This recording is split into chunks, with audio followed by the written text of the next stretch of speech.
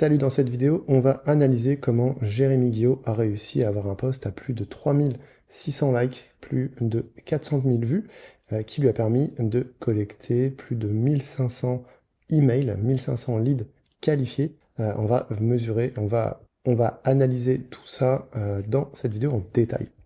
Donc, Jérémy Guillot, donc ici, qui a 136 000 abonnés, qui a publié ce post ici, et on voit qu'à la fin, on a 3561 likes, 5915 commentaires, 275 republications, plus de 1500 emails qualifiés, collectés sur un seul post.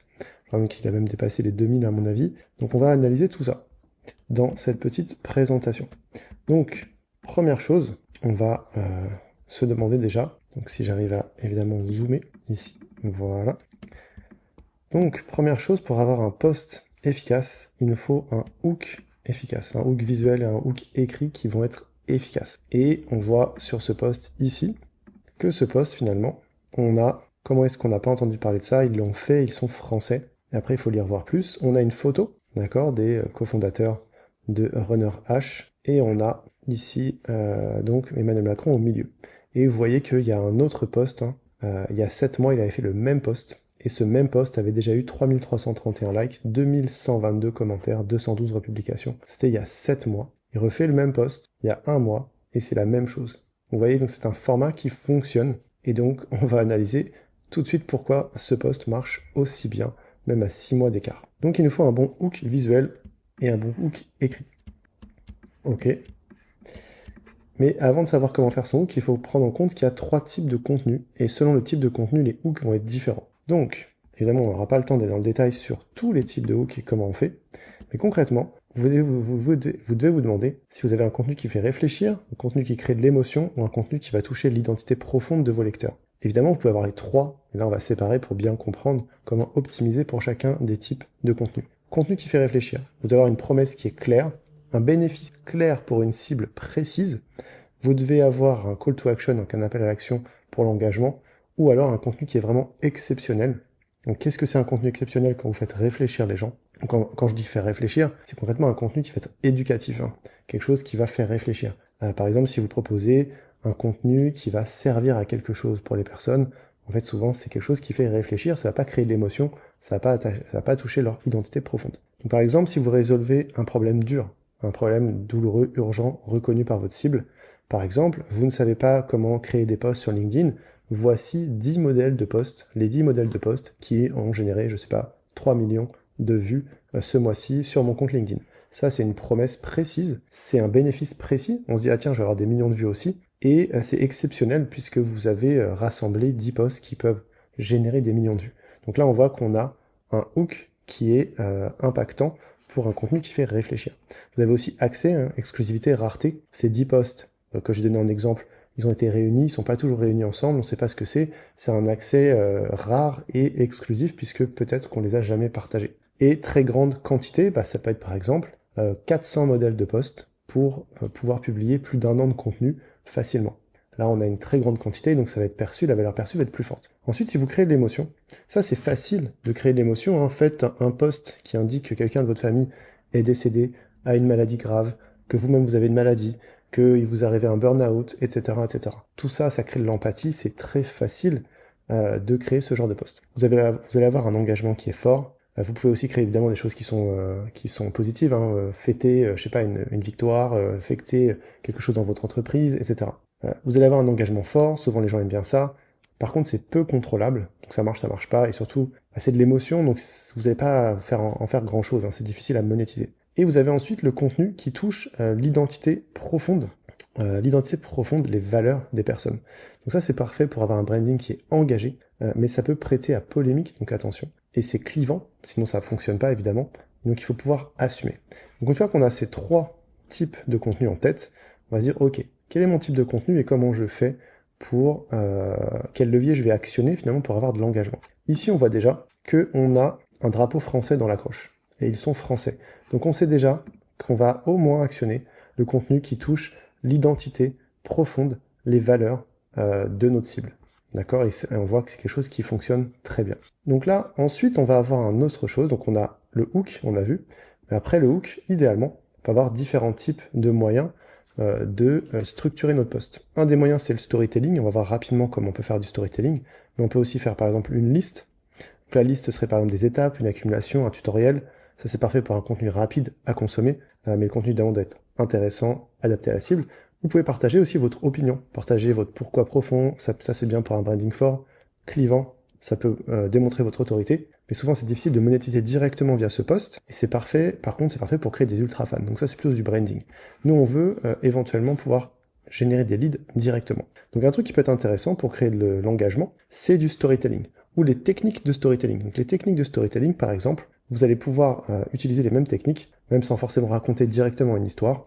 Il vous faut une situation initiale, et on va voir dans le post qu'on suit exactement les mêmes étapes. C'est pour ça que ça marche. Situation initiale, quelle est la situation de départ, où, quoi, voilà, toutes les informations qui doivent justifier la suite finalement. Quel est le désir profond du héros, qu'est-ce que le héros veut pour susciter la curiosité. Ensuite, obstacle, qu'est-ce qui l'empêche d'avoir ce qu'il veut. Changement, qu'est-ce qui va changer finalement pour lui permettre soit d'avoir ce qu'il veut ou pas, mais en tout cas il va y avoir une évolution dans l'histoire. Et à la fin, comment ça se termine, pour donner la satisfaction évidemment au lecteur. Et on va voir ça dans le post, comment c'est structuré. Et à la fin, il nous faudra un appel à l'action efficace, clair. Donc un appel à l'action efficace, c'est quoi? Quelque chose de clair, qu'on comprend facilement, précis, on sait exactement ce qu'on doit faire, court, c'est pas très long, on comprend tout de suite, en quelques mots, et incitatif, c'est-à-dire qu'on a un intérêt à faire cet appel à l'action. Et on va voir que dans ce post, on va avoir tout ça. Et c'est pour ça qu'il est aussi bien. Donc là, on a la version analysée de ce post. Donc là, on voit ce post. Comment est-ce qu'on n'a pas entendu parler de ça? Ils l'ont fait, ils sont français. On voit tout de suite qu'on a un effet de curiosité avec « ils l'ont fait ». On se demande qui c'est en fait, qui a fait quoi. Sur la photo, on reconnaît Emmanuel Macron, mais on ne reconnaît pas, finalement, on ne reconnaît pas les personnes. On ne sait pas forcément qui c'est en fait, ces gens-là. On reconnaît juste Emmanuel Macron, donc forcément il y a un effet de curiosité parce qu'on se dit tiens, Emmanuel Macron, on sait qui c'est, mais c'est qui les trois autres? On ne sait pas trop en fait. Et évidemment, le fait de reconnaître Macron, tout de suite, ça attise la curiosité. Donc c'est qui en fait? C'est qui ces personnes qui ont fait quelque chose d'exceptionnel et qui sont avec Macron? Et ils sont français, et là, tout de suite on attaque l'identité profonde des gens, leurs valeurs, leur identité, la France, le patriotisme, il y a le petit drapeau, etc. Donc ça va marcher. Ensuite on a, il y a un an, des Français, donc on rappelle, et on va voir tout le long du post, on va rappeler tout le temps de l'identité. Il y a un an, des Français prennent un pari très risqué et défient les titans américains de l'IA. Donc ça c'est la situation initiale. On ne sait pas ce qui va se passer, mais on sait qui c'est. Et on voit qu'on a les ennemis en plus, les Américains. Et on a le sujet, c'est de l'IA. Donc là, tout de suite, c'est une audience qui colle au positionnement de Jérémy, qui lui est positionné sur l'intelligence artificielle. Ensuite, on va voir le fameux obstacle. Personne ne croyait en eux. Donc ils n'avaient pas d'argent, pas de ressources. Et évidemment, ils n'étaient pas assez américains. Donc là, on attise encore un petit peu la rivalité. On joue toujours sur l'identité. Tout ce qui est souligné en bleu, c'est l'identité. On joue encore sur l'identité anti-américain, pro-français. Ensuite, donc, on a les obstacles. Après, on va voir les changements. Qu'est-ce qui a changé pour que ça fasse avancer la situation? Et là, on voit encore une fois que c'est le cas. Pourtant, ça y est, ils ont prouvé le contraire. Et qu'est-ce qui s'est passé? Ils ont une levée de fonds. Levée de fonds de 220 millions d'euros.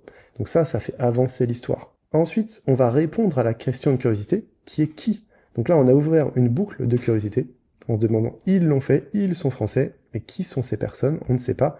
Donc on va lire pour savoir qui sont ces personnes. Et là, on a tout de suite la réponse. Je vous présente la nouvelle success story française, H Company. Donc ça répond, mais sans répondre, parce que si on ne connaît pas H Company, on ne sait pas ce que c'est. Mais en tout cas, on a la réponse, mais ça va attiser encore un tout petit peu plus notre curiosité pour en savoir plus finalement sur ces personnes. Et là, on va avoir ici la résolution. On voit la résolution, tout cet encadré-là, avec de l'émotion qui est utilisée aussi pour pouvoir vraiment susciter un maximum de réactions auprès du lecteur. Donc là, on a en rouge, hier, ils ont littéralement humilié, d'accord? Ça, c'est de l'émotion, on va créer de l'émotion, on exagère, ils ont littéralement humilié les leaders américains, donc à nouveau identité. Ils ont sorti Runner H, etc. Donc je vais pas lire tout le texte, vous pouvez faire pause si vous voulez lire le texte, mais en gros, voilà, ils ont sorti un produit. Et ensuite, c'est juste fou. Donc là, on a remis une petite couche sur l'émotion, ici. Et à la fin, encore une fois, on termine sur « elle parle aussi français ». L'innovation n'est pas que anglais, elle parle aussi français. Donc là, encore une fois, sur l'identité, on joue beaucoup sur l'identité. Ensuite, après, bravo. Donc le bravo, j'aurais pu le mettre, mais c'est de l'émotion. On célèbre quelque chose, on fait la célébration, donc on suit des émotions positives. Et on parle encore des Américains. Et ensuite, à la fin, on a notre call to action. Et on voit que le call to action, c'est pas juste un mot, il y a plusieurs choses. Et c'est très clair. Pour soutenir ce projet Made in France, donc là on joue encore sur l'identité, soutenez, en fait vous n'allez pas répondre à mon poste, vous allez surtout soutenir un projet francophone, pour soutenir ce projet, et là c'est clair, likez, commentez, partager le post, très clair. On a une liste, donc on sait très bien ce qu'on doit faire.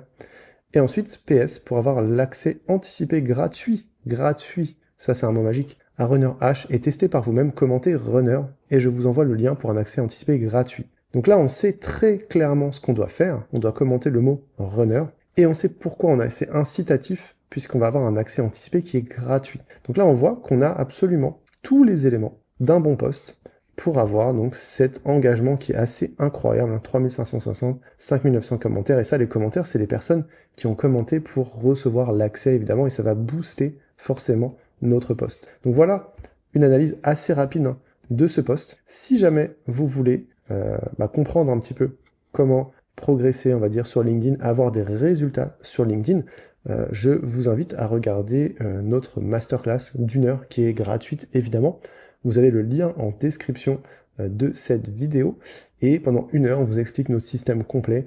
Moi et Jérémy Guillot, on a réussi à générer 1 million d'euros en 18 mois grâce à LinkedIn et on montre aux indépendants, aux entrepreneurs de petites entreprises comment faire finalement pour trouver des clients et générer des posts qui génèrent des leads, soit donc avec le contenu, soit aussi avec la prospection sur LinkedIn. C'est notre spécialité. Donc voilà, n'hésitez pas à regarder cette masterclass gratuite. Allez, salut!